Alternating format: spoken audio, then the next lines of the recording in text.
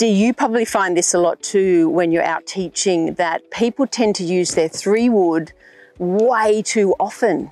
Way too often, Annie. You know, they're going, oh, Dennise, I've got a long way. I'm just going to use my 3-wood because it's my longest club. And they just use it everywhere. And it makes sense because you think, well, I want the most distance, but the 3-wood is the longest club in your bag that you don't use a tee with. It's quite a difficult club to hit off the grass. So you want to be a little bit choosy where you're using your 3-wood. Because it has the least amount of loft. Least amount of loft. And it's the longest one apart from the driver. Exactly. So it's the longest club you'll use that you're not using a tee with.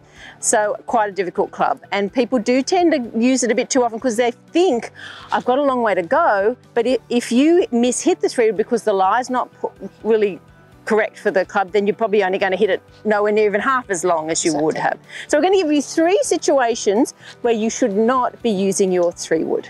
So our first position is a slopey lie, particularly a down slope, so left foot lower than right or front foot lower than back. A down slope is a difficult slope to hit off at the best of times, Dee, isn't it? Let alone with a 3-wood. Why is it so hard? It's so hard, Annie, because number one, it's going downhill and the club has even less loft. So downhill takes loft off the club, that's right. Almost like you're using less than a driver on a slope like this. Yeah, that's right. So the ball's just going to come out so low and you're not going to get any distance anyway. Yep. The other reason is off a downhill lie, it's very hard to get yourself balanced. That's right. It's very hard to swing in balance, so you're not going to have a very long swing anyway. Yeah. So like if we've got a downhill lie, look how awkward. I'm trying to balance my lower half up. Yeah. And if I try to have a full swing, you're not going to miss it. Yeah, a lot of people do miss it off a lie like this. So what club do we use off a downhill lie? This one's quite a severe, it's a bit hard to tell in the camera, but this is quite a severe downhill lie.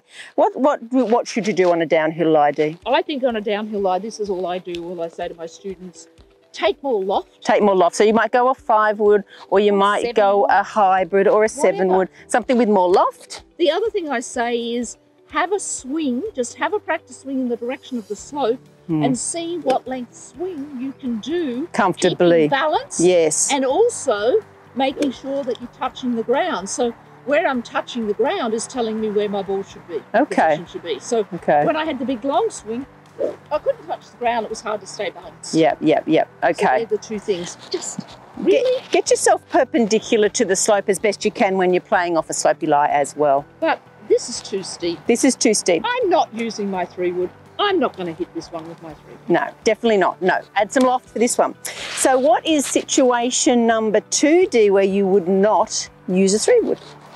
Out of thick rough or a heavier lie. Let's find one and we'll go show you.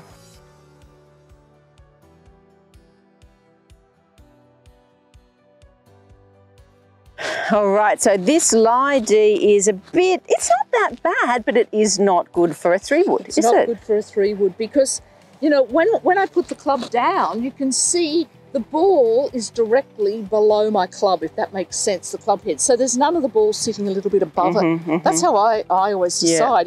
If there's too much of the ball below the club, you can't see the ball, I'm not going to use my 3-wood. Yeah. If there's a little bit above, I will. Yeah. I'm like, you're going to get too much grass in between the ball and the club face, and you're not going to be able to make clean contact. So again, our answer is, again, add more loft because that cuts through that grass. Yes. This one you might need to add quite a bit more loft. You might even need to go down to an iron even, possibly. And once again, we're not concerned about how far the hole is away. We're in a difficult situation. We just want to get our ball moving down the fairway, keep it in play. Exactly. Get it out of this rough. Get it out of the rough and don't go, oh, it's whatever distance I need to take my longest. That's right. Exactly. Forget the distance. Look at the lie first. Distance is second. So this one, I'm not using my 3-wood.